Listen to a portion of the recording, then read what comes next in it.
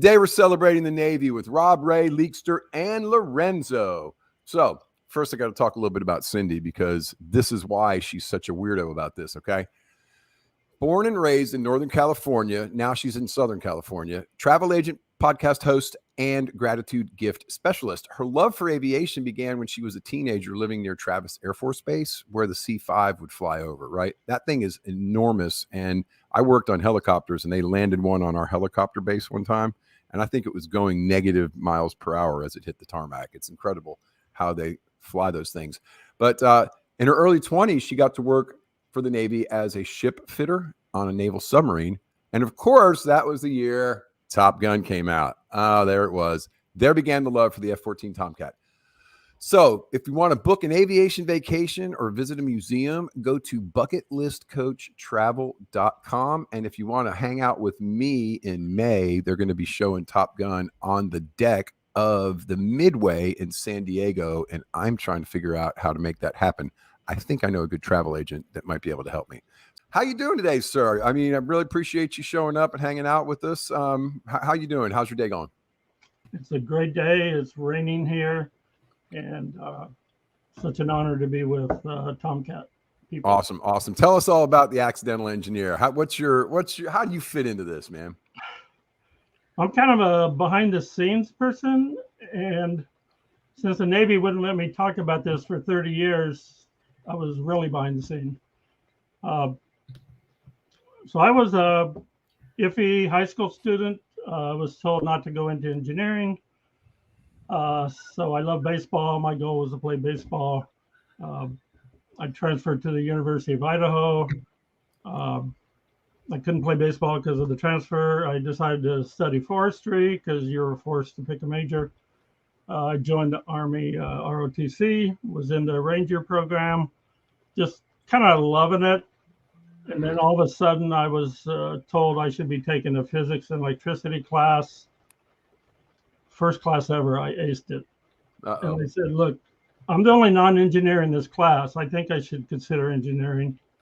I transferred back down to California, Cal Poly in Pomona, studied electronic engineering, transferred ROTC program to the USC, the Air Force ROTC, and ended up being their top cadet my senior year. Then I decided I didn't want to stay in. And that didn't sit very well, but I had the option to get out. I told the captain, I think I need to be designing computers because I had taken one computer class at Cal Poly. So he threatened me and everything, but they let me out. And when I interviewed, the company I chose to go with was Garrett Air Research, who did aerospace everything. Okay. You know, behind the scenes, audio, cabin pressure. So they hired me to design amplifiers. And on my first day, I got the word that I was the only engineer in the group that's had a computer class. One. And they took me down to the basement. They were making the F4 mechanical computer, which looks like a transmission. And they said, well, your job is going to be convert that mechanical computer to an electronic computer. Oh, great. One computer class. Yeah. By the way, we don't have the contract yet. So you have 3 months to figure out what you need to know. Wow. Well, they had hired another person. See, I was just out of college. So they'd hired a guy around 40 who had designed computers, but he hated electronics. Gotcha. He didn't like electricity. He didn't see our prototype for a year and a half. Wow. So he did the big picture design and I did all the detail. Very cool. The technology was only a year and a half old. Intel had just started. So the chip company, after we did our design, they turned down our design about 3 times. And finally we agreed on a design. And then when it came time to make the chips, nobody wanted to make them. And so Intel wound up making them themselves, right? Well, the company I worked for, they were not a semiconductor company. Gotcha. But the semiconductor companies, they were busy making memory chips and calculators. So they didn't want to do a 1,000 run custom F-14. Right. I mean, I didn't know it was the F-14. Right. So the owner of my company flew up to the company that I preferred to make them and bought out 51% of the company. Yeah. So now Garrett owned the semiconductor company. There you go. And so they made the chips, and then they still sold stock back to the owners. I'm kind of telling you the interesting parts. Then about 6 months before the box was to be delivered, the Navy requested a MTBF report. So mean time between failures. Between failures, yeah. Well, brand new technology, no history. Yeah, none. They were really pissed off, to be honest with you. They literally stopped the project, threatened to give it to the other company after a year and a half, which was Bendix. Bendix refused it. So they came back, and eventually they asked me, was it possible while the plane's flying that you can do diagnostics on all the chips? And if there's a single point failure, to switch it over to a second computer you guys are going to put in the box. So now it's a dual redundancy in-flight self-test computer. So we came up with a lot of patterns, and we were successful. About 99% of all the chips were tested in flight. Nice. And then we submitted the chips for manufacturing. It was a 3-month wait at that time. And we're just hoping they're going to work. We're just hoping. And there weren't any fingernails left on the end of y'all's fingers, huh? They're pretty well chewed off. Well, it was like if it didn't work, my career's gone. And if it did work, turned out nobody cared. They were just happy. Well, the first set of chips worked 100%. The design, the programming, there was like 68,000 binary ones and zeros to program by hand. Wow. And wow. It all worked. And you're the guy that was the only computer class on the crew that got that started and made that happen. The only guy that had taken a computer class. Yes. That's amazing. That's amazing. I want to talk with you more, Ray. I want to talk. It was a math class. It wasn't even a computer class. That's great. That's great. I remember back to the 8086 and 8088 chips were the first PCs. That's when I came on the scene back in the early 80s. So I appreciate all the hard work you put into it to make it happen. And thanks for that. That's pretty impressive, folks. If you don't understand the who you're sitting in the room with right now, go check him out, because this is the real deal. This is what started it all. So thank you, Ray. Thank you for your hard work, and thank you for sharing that story with us. But now we're going to shoot over to Lorenzo and chat with our Top Gun F-14 podcaster. Come on, Lorenzo, talk to me, man. Good evening. Look, thanks for being here. Well, before we do that, let me do it. Let me do an introduction. So you have to get to know Lorenzo. F-14 podcast. Check him out on Instagram and YouTube. He is the reason that I added aviation to this amazing podcast. He is the reason I had Leekster as my very first guest, and Rob, Todd, and so many aviators and anyone related to aviation. So I'm forever grateful. It would have never happened if I would have never met him on Instagram. So definitely connect with him and get to know Lorenzo. There you go. Awesome. And he has one of the best porn star mustaches I've ever seen in the year 2022. Sorry.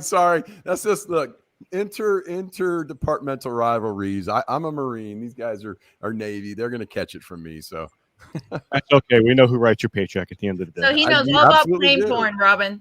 And you could kick me off the boat anytime. You guys don't sleep in the hallway. Yeah. So anyway, thanks, Lorenzo, for coming. I appreciate it. Awesome. Look, you have aviation as a component of this podcast because of you. So tell us all about what you do and how you came to know this crazy lady, Cindy. Yeah. She reached out to me a while ago, and she, again, like many other, the Tomcat is a family, and it fills people with desire and gives you the ability to chase your dreams, especially when you meet these people behind the airplane, guys like Leekster you'll speak to shortly. And when they get ahead and they convey their stories to you, and you get an understanding of, to us, it's a piece of metal. When we look at it, it's a machine. They bring it to life. Right. And in doing that, I don't want to say it kind of captures your heart, steals your heart, but it's an amazing balance of man and machine together, honestly. And Yeah. I got to witness it firsthand personally growing up as a child in front of Grumman Cowerton, and I've lived here my whole life, and got to, experience coming from a Navy family as well, a strong naval background back to World War II. And I got involved with a congressman, and that gave me U.S. House of Representative ID, which got me into NAS Oceana, which Ding, got ding, ding, ding. 14 Tomcat, but only this time you couldn't tell the kid to scram and get lost.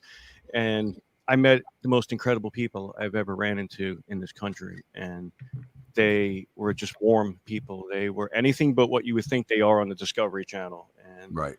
incredible personalities behind them. The people back at Grumman, the families, incredible people. And to watch it all culminate and come off the runway and Afterburner at Oceana was special. Knowing that, the plane being retired, it brought us to the point where, I wanted to see more representation in the community than what was available. And knowing them personally, knowing their stories, there was no other way to get it to the public than to go ahead and create the podcast and get Leekster to get involved and host the shows. And he's had countless legends on we've gotten a chance to speak with. And from there, we have our Instagram page, kind of where it all started, I guess. And over 100,000 people supporting us now, reaching some 4.5 million people at any given time. Awesome. And again, this community deserves that. It's their platform. It's based on them. It's about them. And it's a way for them to reach out to our fellow Americans and share with them their leadership and their leadership skills, which is life altering. Absolutely. 100%. And the way you put that and the way you present that there was no other place to do this, so it had to be done. That's kind of what I feel is a common thread that runs through this sort of F-14 Tomcat family. It's like, well, if there isn't one, Ray, let's make one, right? There's no microprocessor that can do this. Hell, let's design that thing, man, right? And then here's Lorenzo, like, look, there's no podcast. Well, let's just make one. Of course we have to, right? There's no can't, right? And I think that's what I love about. Absolutely. Guys like Ray Holt, no matter what the challenge was when it was handed to him, they were determined to get it done. And it became a matter of pride. And, his CADC chip, it's the heart of the airplane. But there's also like 9 other computers that tie into it. And, it's his work is that 36 years of naval aviation we all reflect back on and, appreciate so much. Sure. And again, the podcast, everything we've done, to do it properly in my book, it had to be done straight out of Calverton, straight out of the soil that brought this airplane to life. And that's our logo, straight out of Calverton. That's great. That's so cool. Yeah, and I imagine there might be a couple of episodes with Ray on it that you've maybe spoken to him and we could go and hear more about him. No, we haven't had a chance to get him on the show yet, but I think he knows right now that the G9 radar is pointed at him. And we need that story, man. I want to hang out and talk to you, Ray, because I'm in computers. I've been in computers since they were cool. And he needs a debrief. I mean, I had a Commodore 16, I had a Commodore 64, I had a Commodore 128, I had a modem in 1987. Nerd breakdown, rolling through. I'm still emailing the guy who did all the programming on the Commodore.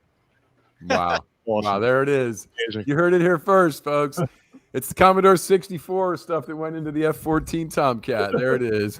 Anytime, baby. All right. Man, I got to tell you, I'm kind of a little envious, Lorenzo, just because you get to do really cool stuff and you get to hang out with some really cool people. So thanks for coming on the show today and letting us be a part of it and finding out a little bit about your world, because it seems to be a pretty cool world to be in. So you got us the Leekster on the show. I guess this month we're celebrating our year anniversary of adding aviation. So I'll tell you what, Rob, we got you here on the screen now. We're going to go ahead and jump over to you. Rob, your story as life as a green shirt, like that's such a big thing. You should see there's this look of awe that kind of comes over Cindy's face when she talks about it. And she's like, you have to tell them about the green shirt. You got to talk about the green shirt. So what is so special about the green shirt? And tell us all about what that means and what it meant to you. Hey, Robin, thanks a lot for having me on. Yes, sir. I joined the Navy in 90 originally, and what I wanted to do, I was directed to do something else, and then I got in a little trouble, and I got sent to the flight deck of the USS America. And, they were telling me I had three different jobs to choose from. I could be in arresting gear, catapults, and there was a pry fly position open, which is a cushy job in the tower. And I said, I want the dirtiest, nastiest job on the flight deck. And that was a green shirt. Okay. So what is that? What does that entail? We basically keep all of the catapults running. Now, just saying that as a blanket statement, there's a lot that goes into that. We're man up, pre-op, every launch. That catapult has to be ready to go. Anytime maintenance is going, you do not sleep until that catapult is up and ready to shoot. And that never happened. We worked 24 hours a day many times. Right. Having that dynamic of those catapults, especially the waste catapults, there always had to be a waste catapult ready for alert launch. Right. The bow was always used as a parking, right, basically. So the waste always had to be open and ready to shoot. So we had to have a 98% at least capability for that catapult to shoot. No pressure at all. No pressure. No pressure. No pressure. You know what I see when I think of guys running the catapult, and I've never been there, never seen one launched from the deck, but I just have this feeling. Missing out. I'm saying, right? I have this feeling or this image of guys just covered to their elbows in grease, just making that thing stay lubricated, just moving. Well, it's not only the grease, it's also hydraulic fluid, it's also lube oil, and that catapult steam heats up all those three different ingredients. Ooh. And it makes a nice little sludge on you, the flight deck, and everywhere else anywhere that catapult affects. And that catapult steam, it's like mixing gravy together when you get that hydraulic fluid and that lube oil going. Oh yeah. Yeah, that's what I was. And jet exhaust. Don't forget about jet exhaust. Oh, and the jet exhaust too. Just add that in. And if it's tuned perfectly, it smells bad, and they're never tuned perfectly, so you're eating raw. I never minded the smell. I love the smell of JP5. I loved the smell of diesel smoke when I was younger too. So JP5. I enjoyed JP5. I enjoyed the smell of JP, but when it's misfiring though, it can be pretty harsh, man. Yeah. When it's only burning half the fuel, you're sucking up the other half. So anyway, that's cool. That's cool. So any kind of risky close calls or anything you want to share with us? Something cool about? Something you did only about 1,000. Which one do you want? The one where you save the day. That's always where the girl the hero saves the day and the girl survives. None of that happens in the catapult. I will tell you about one story, and Leekster is fully aware of this. My first time that I was a topside PO, which I was directly underneath the aircraft as it went to full power, which was a pretty amazing thing. But before working up to that point, you had to go through several different watch stations.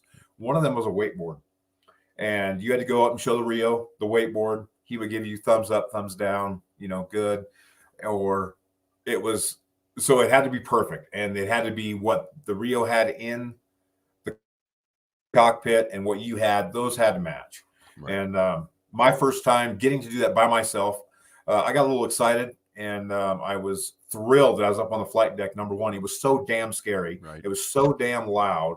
And my first one by myself was a night launch. Of course. Which a day launch is one thing. A night launch is 10 times worse than that, or better, however way you want to look at it. Yeah. And I went and showed the Tomcat Rio his wakeboard. And then for some reason, I just lost all common sense of where I was at. And I realized, oh my God, I need to get back, because Cat 4 had a Prowler coming in, an E6B Prowler coming up. Right. I was like, oh my God. So I ran over there and got his weight real quick. It was wrong. And I started getting nervous, and I dialed it in. It was wrong like 3 or 4 times. And finally, the NFO gives me a thumbs up. I'm like, oh my God. Well, by the time I got back there, the catapult on Cat 3 had already moved his launch bar over on top of the shuttle and was into the throat, which means you are close to ready. You are close to launch. Yeah. So I'm like, well, I'm going to stop right here. Well, I was out of place, and one of the troubleshooters he's like, push me. He's like, get back.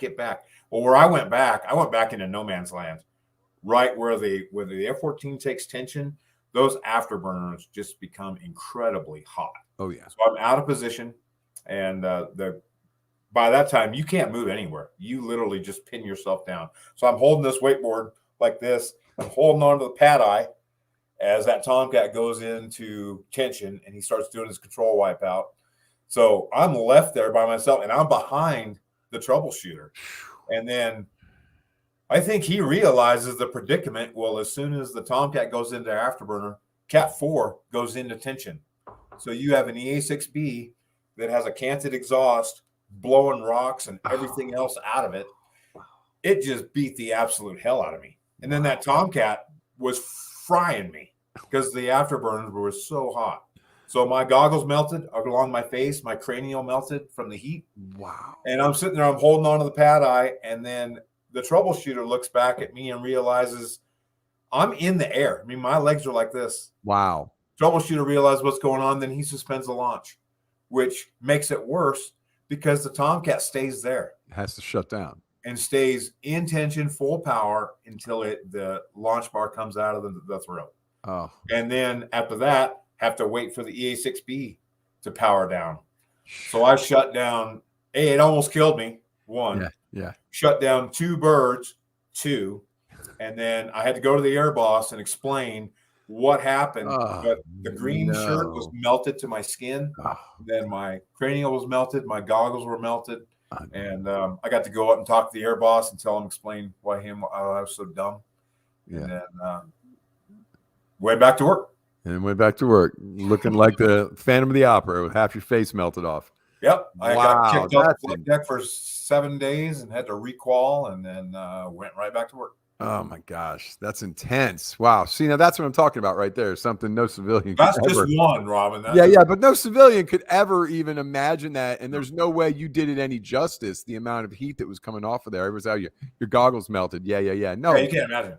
Bull, it was dry. I had 3rd-degree burns, right? I mean, it was bad, man. Yeah, it was bad. Yeah. So, well, I'm glad you survived, brother. That's tough. But then you held down the fort and never did that again, did you? No, I actually went through that mistake again. pretty quick. Yeah, you learn. And Leekster will tell you several times a Tomcat has almost killed everybody who it's had something to do with. I think we're about to hear some of those stories right now. I guarantee you will. And those tell me that how you gives met you immense respect for that aircraft. No doubt. All right. Well, if we get back over, we have some more questions for Ron, but I'm going to go to Leekster now. So, Rob, thanks a lot, man. I really appreciate you taking the time. Well, let's talk the story first. How did these amazing gentlemen meet? Oh, here we go. Rob, you're going to tell a story about how you met Leekster? Sure. Just the whole thing with officers and enlisted were a little bit different when I was in. This was back in what Lorenzo calls the golden era of naval aviation. Well, there was a separation there. And I worked with a lot of guys who, we weren't prohibited from talking to officers, but there was supposed to be a relationship. There was supposed to be a professional line there that you didn't cross. And I met Leekster in the gym on the USS America, and I was very nervous because I knew that he was an officer. And then I figured out that he was a Tomcat pilot, which was even harder to swallow. And then somehow I stumbled the words out to ask him to take my camera up. And he was like, yeah, man, no problem. And I literally couldn't talk at this time. I couldn't really walk at this point because it was such a dramatic impact to me. At this time in the Navy, I was a little disenchanted with the military because I had a lot of negative attitudes. What we did on deck was a very hard, difficult job.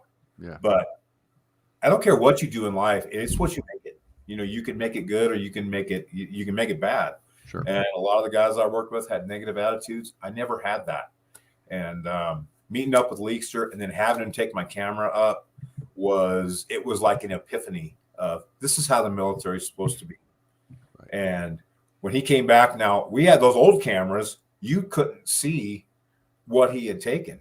I didn't get to see those pictures until 6 months later. Wow. But the impact that he had on me basically changed my whole entire naval career around and started gearing me towards it geared me towards doing many other different things from that point forward. But his generosity and how I was treated was a turning point in what I felt about the Navy. Awesome. Yeah, the little story I told you before we came on the air, it's maybe if I'd had a Leekster, I'd still be in.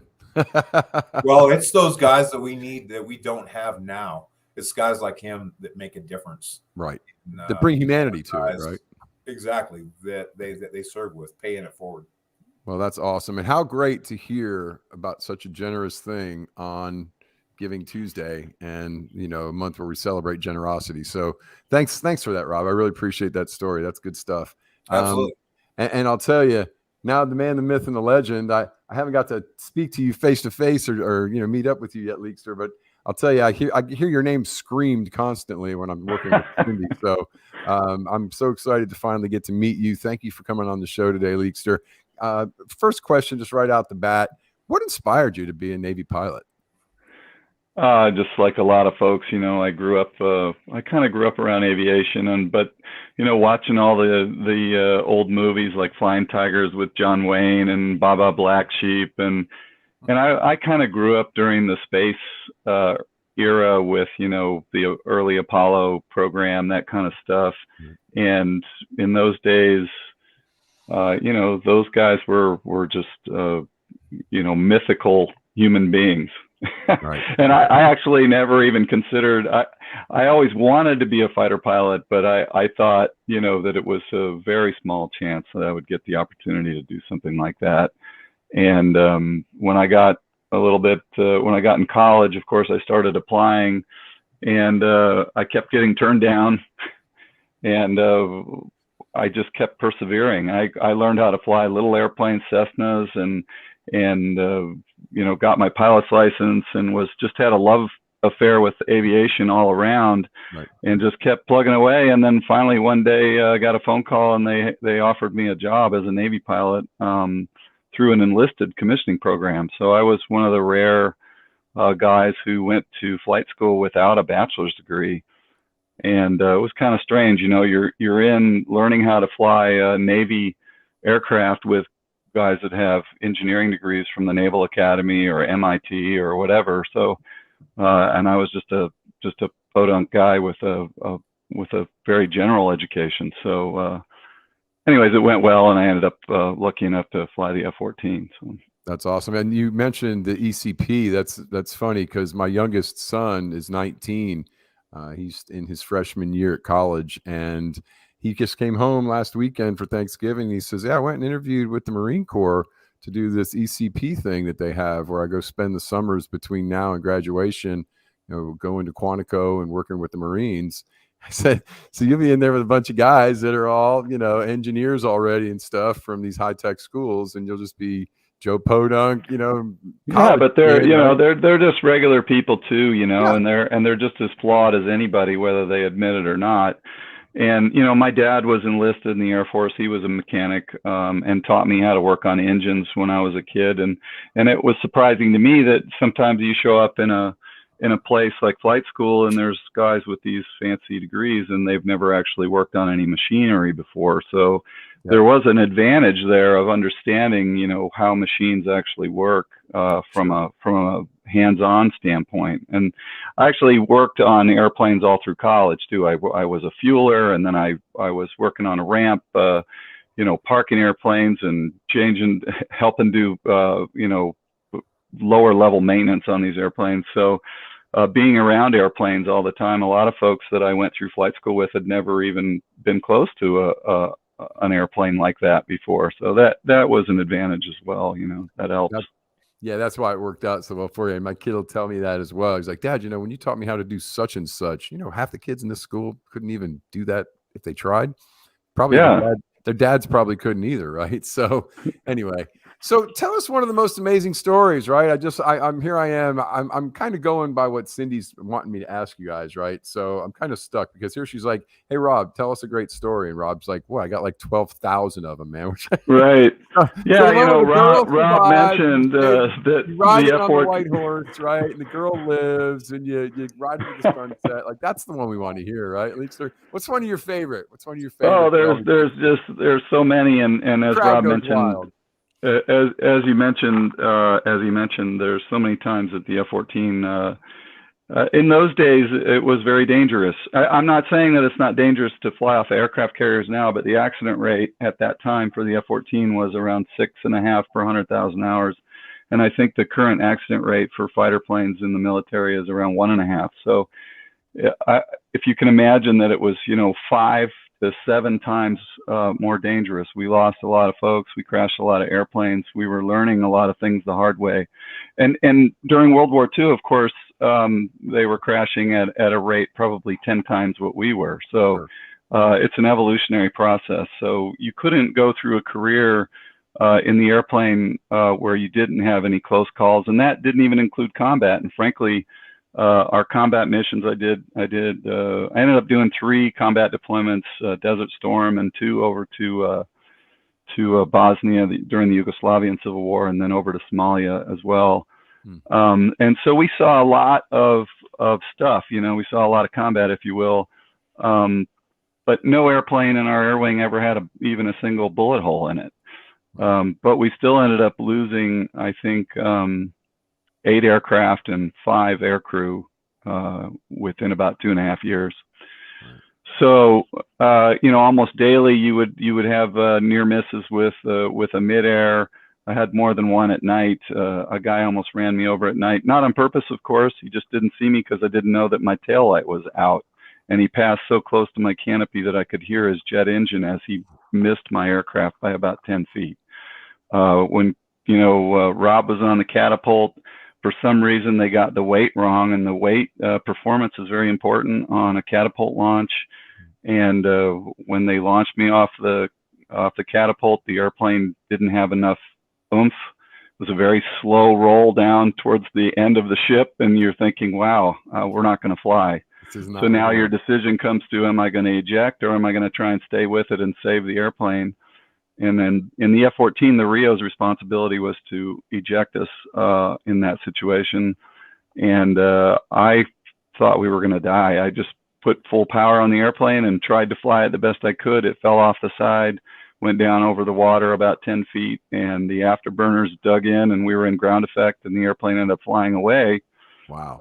But I was 100% certain in my mind that we were not going to make it.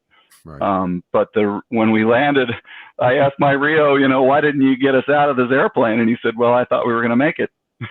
So there's no argument there, because we did make it, And so you have those. One time I was on the tanker at night, tanking off an A6, and my wingman had lost sight of us, and the tanker I'm plugged into the hose behind him in an air-to-air refueling situation. And this A6 just makes this radical nose-down maneuver where I almost crashed into the bottom of him. And as that happens, and I'm puzzling in my mind, why is this happening? Because it was so, to have this guy just suddenly stuff his nose down into me, and I'm doing the same thing. We're 0G out of the straps in the dark, and then another aircraft goes 10 feet over the top of us at 500 miles an hour. Wow. So, yeah, and you hear it, see it, and it's over as quickly as you think. There's no time to even be scared, because it just happens so quickly. So, loads of stories like that. And that's what Lorenzo has brought to the table with this F-14 podcast. We've had, quite a few amazing people on there. The last show, we had a good friend of mine come on and talk about how a Navy F-14 had accidentally, almost on purpose, shot down an Air Force F-4 in the Mediterranean Sea. So kind of an embarrassing situation. We call that a blue on blue engagement. So, stories like that. And while I was in the F-14, those kind of events are happening all over the world, because there were 17 squadrons and I think 12 aircraft carriers at that time. So, you would wake up one morning and a guy had a ramp strike, hit the back of the ship off the coast of Japan in heavy seas, or we lost one off of Oceania because of an engine failure, and they spun it in and the guys got out. Oh, who was it? So it was a constant series of events that were going on during that time. Right. And when Don was, I love, that you have this guy, Don, come on, because I don't think what people don't appreciate is what the F-14 was for its time period. there's a lot of mystery around the airplane, and I hear a lot of people make comments about the F-14 where it's clear that they don't understand much about what the airplane actually was. Right. And frankly, it fits into that Cold War Apollo moon landing story kind of space in American history. They built an airplane that was desperately needed at the time, because we had shown that our Century Series fighters, the F-4, the F-100s, the F-105s that were in Vietnam, were lacking in maneuvering performance, and the air-to-air missiles were sorely disappointing in how they performed in air-to-air engagements. And there was no machine gun in most of these airplanes. So when the military came to these contractors and asked for a machine that could do everything, we want to do everything. We want to shoot people down from 100 miles away. We want to be able to land on a carrier at 120 miles an hour. We want to be able to go from 120 miles an hour to Mach 2. We want to have a machine gun. We want to be able to stand there. Right. They want to do everything, you know, so make it land on the moon. And can you do it for about 10 grand a piece, right? Right. And guys like there's people that stepped up to the plate and created this machine that was ridiculously ahead of its time. Right. And it was quite a bit of analog in the airplane, and then they mixed in this digital portion with the weapon system and the CADC that made it able to fire these missiles and shoot at these supposed, Russian threat bombers from 100 miles away. And right. I'll be honest with you, as an operator, when I got in the airplane, when I was trained to fly it, I was floored at how sophisticated it was, in a sense that it was extremely complicated. And they had put so much in this thing that you almost, when it actually all worked, it was kind of surprising. It was this Rube Goldberg mousetrap, everything does everything, and it worked, and it worked all the time, and it blew your mind when you would take a Phoenix shot at a target that was 50 or 60 miles away, and the missile would guide and kill that target. It was just amazing. Right. And so I was floored by it.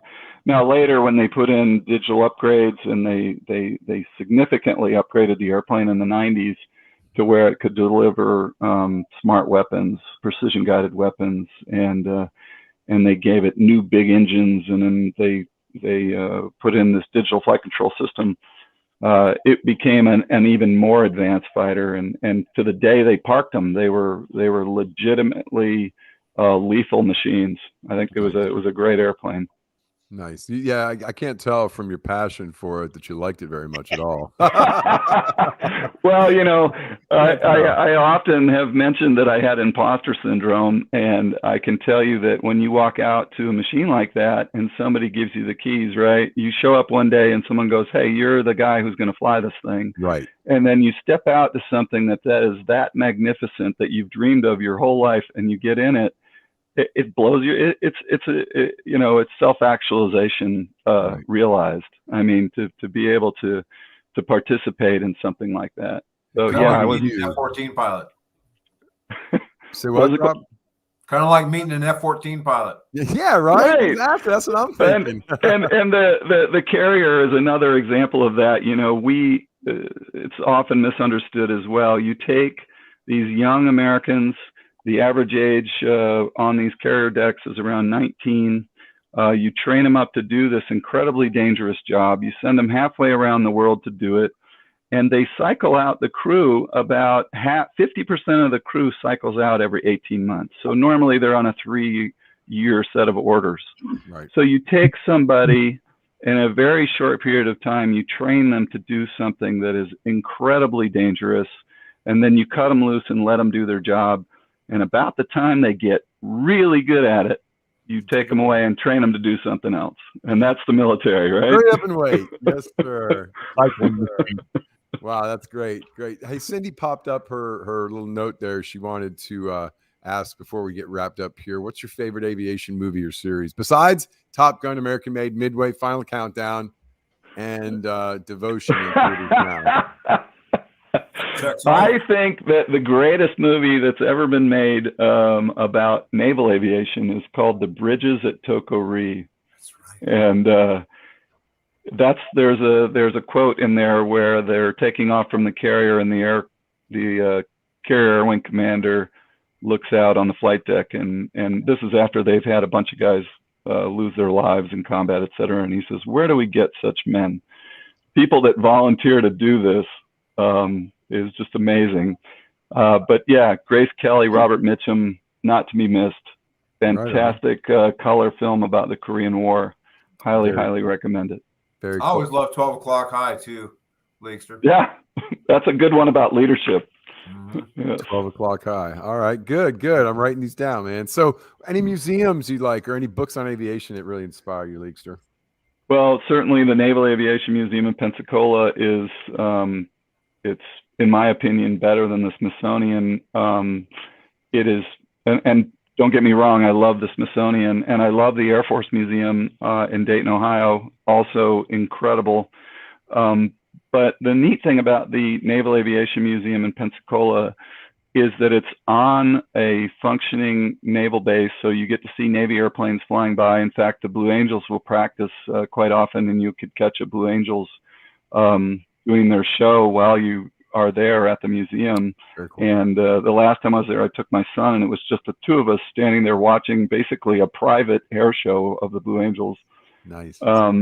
But the airplanes in the museum are just lovingly restored, perfectly restored. And there's no ropes around them. There's nothing to stop you from walking up and actually physically touching most of these airplanes. Not that they want you to touch them, but a lot of, stuff in the Smithsonian is kind of in a display and it's away from you. Whereas in Pensacola, you can really get up and close to these machines and you kind of feel its spirit, if you will. Very cool stuff. Right. She asking the same of you other guys about your favorite museums that you want. While you're thinking about that for a second, we have a little airport out by me, and I went live with Cindy last year one time while I was out there, and there's an F-14. It's stripped out, it's just a shell in our touch a plane area at our aviation museum there.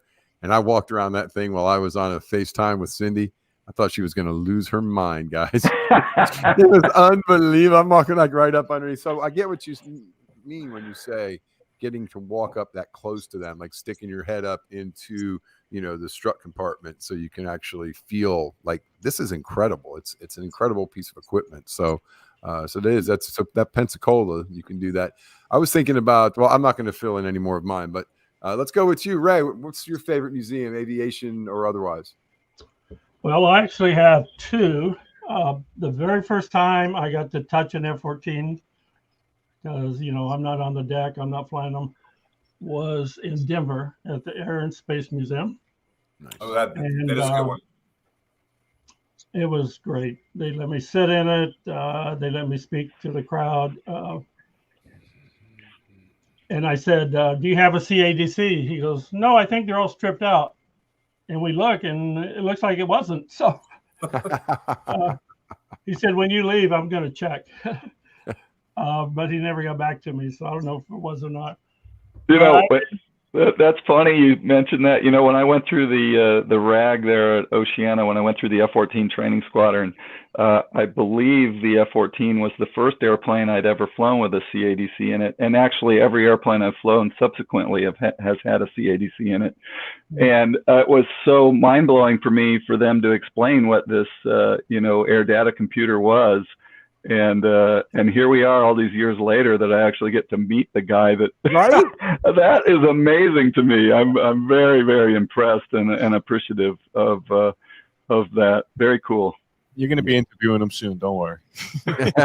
Yeah. All right. You guys read your mind. Soon, Leekster. It's been 52 years since we started the design. Wow. 1968. Amazing. So the other museum is Pensacola. I've been there about 3 times. I'm about 4 hours away from it. I've taken youth groups down there. They have 2 F-14s. The one out front, they say, is number 5. And I personally tested the first 10 CADCs. So I'm just imagining it's still in there, but I know it's not. Right. Hey, can I real quick for prosperity? Can I get y'all to just like straighten your eyebrows for a second and look at the camera and smile so we can do a picture? Because I know this will make Cindy incredibly happy. So I'm gonna do countdown 1, 2, 3. You ready? 1, 2, 3. Smile. All right. Wait, no, it didn't work. Hang on. I clicked the wrong spot. I'm trying to look at the screen and click another. Ready? Here we go. Smile wave, guys. Damn it. What the hell's going on? Oh, you know what? I am clicking the wrong button. Try one more time. There it is. 1, 2, 3. There we go. All right, I got that. So, all right. Yeah, about, so let me do Rob? my opening here, Robin. So here in Southern California, the Museum of Flight, there is an F-14 there, right there in Torrance, which Leekster is up here for another, 10 or 11 months. So we could probably meet him out there. The Lion Air Museum, amazing, right at the Santa Ana Airport. Of course, the Midway in San Diego, and Plains of Fame here in Southern California. That is my list. Awesome. We can't forget the most amazing place on the planet, and that is in Wisconsin, the air show. We have over 800 airplanes every year. So definitely, if you want to check that out, either next year or in 2024, we're going to be doing a trip down there to Wisconsin. Anybody have anything to say about that air show? Best air show in the world. They've got everything. I've been there several times and I just love it. Yeah, and super Reno. cool and beautiful. I mean, it's the folks that are there. It's kind of a pilot's air show, if you will. You know, there's so many people there that love airplanes. So, yeah, it's a big nerd love fest for airplanes, definitely, and worth going to. Very cool. Very cool. You know, I just got to throw in there real quick just to say my favorite movie. I got to point to that orange Grumman test pilot suit, and I got to point to Ray when he was a strapping young lad. And I got to tell everybody, you want to watch the Grumman flight test reports for the F-14, 1 through 7. And it's actually filmed by Grumman. And it's some of the most historical stuff, which leads to guys like Leekster and their career and Rob shooting these airplanes. Yeah. Absolutely incredible. And my museum choice would be Naval Air Station, Wildwood, New Jersey.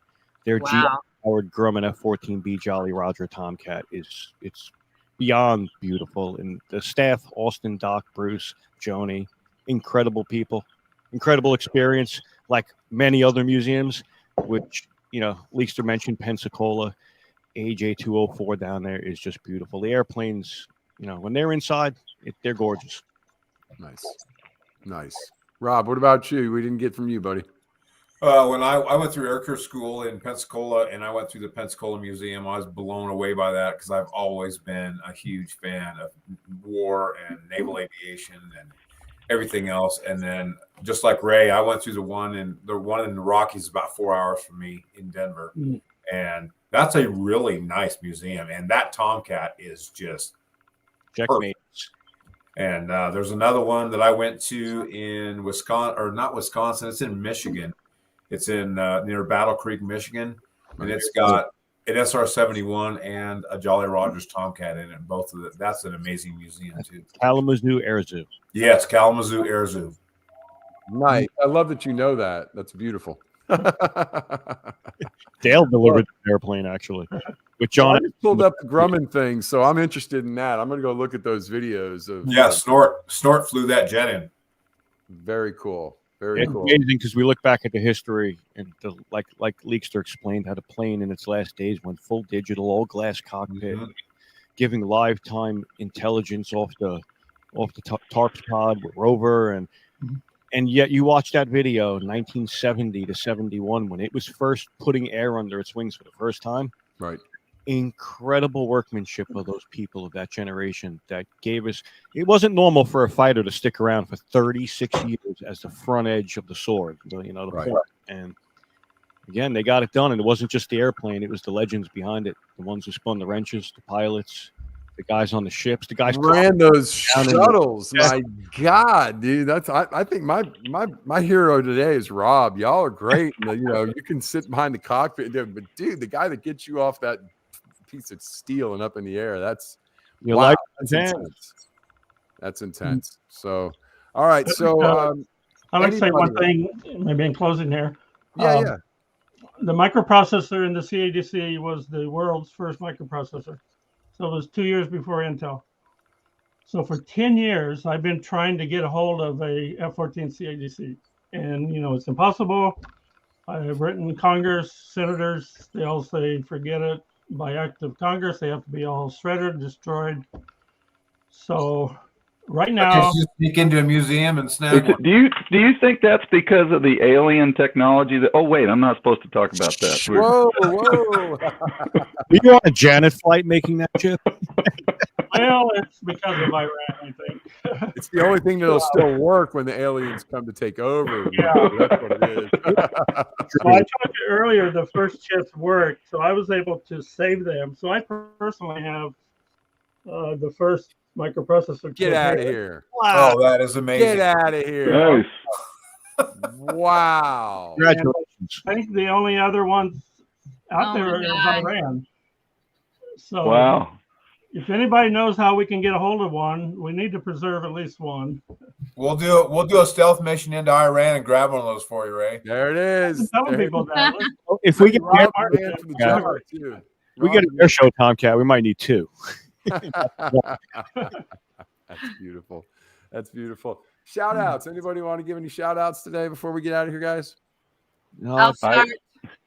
Cindy's I going want to to start. shout out to each and every one of you on this podcast today. I'll try not to cry, but It's coming. oh my God, this is amazing. A year later, and if it wasn't for Instagram, meeting Lorenzo, connecting me to Leekster, and then also Taco, he connected me to David Boronik, and that's actually how I heard all about the Accidental Engineers because of David Boronik, and of course Rob Todd, and lastly Robin Stern. Thank you so much for having my back, brother. Appreciate you so much. Love all of you guys. Thank you.